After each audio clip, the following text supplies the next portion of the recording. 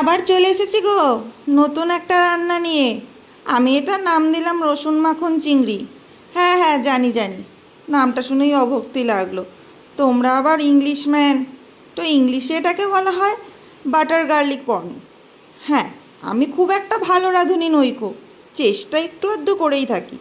তো প্রথমেই দেখো কড়াইতে দিয়ে দিলাম একটু সর্ষের তেল। তেলটা গরম হচ্ছে, গরম করতে করতে কি করব বলো তো? কি করব?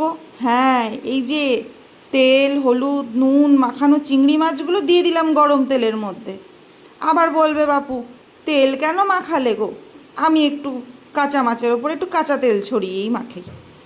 হ্যাঁ, নুন হলুদটাও দিই।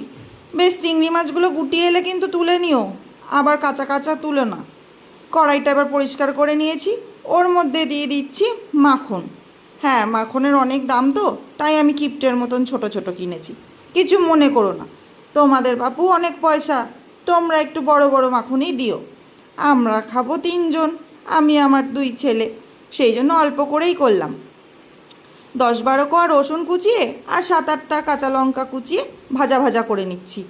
বেশ ভালো করে ভাজা ভাজা করছি, যাতে এই ছাল ছাড়ানো রসুনগুলো, সাদা রসুনগুলো লাল টকটকে হয়ে যায়। হ্যাঁ, খুব একটা লাল হবে না জানি, যাই হোক যতটুকুই হলো তার মধ্যেই দিয়ে দিলাম চিংড়ি মাছগুলো। এবার দেখো লাল লাল করে চিংড়ি মাছগুলো ভেজে রেখেছিলাম গো, ওই চিংড়ি মাছগুলোই দিয়ে দিলাম। হ্যাঁ, অনেক ছোট বড় কথা হয়তো বলে ফেললাম, রাগ করো না কিন্তু, রাগ করলে তোমাদেরই লস। ঠিক আছে, সমস্যা নেই, যদি তোমাদের খারাপ লেগে থাকে দুঃখিত। যাই, আমি আবার রান্নাতে একটু পাকামি করি গো। এখানে একটু দিয়ে দিলাম সয়া সস, 1 চামচ মতন সয়া সস দিয়েছি। দিয়ে দিয়েছি গো একটু কর্নফ্লাওয়ার, নুন মিষ্টিও দিয়েছি, কিন্তু ভিডিওটা করতে ভুলে গেছি।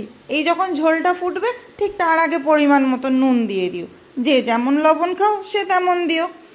কি একা হাতে সব কিছু করি তো, ওই জন্য না ভিডিওটা করা হয় না।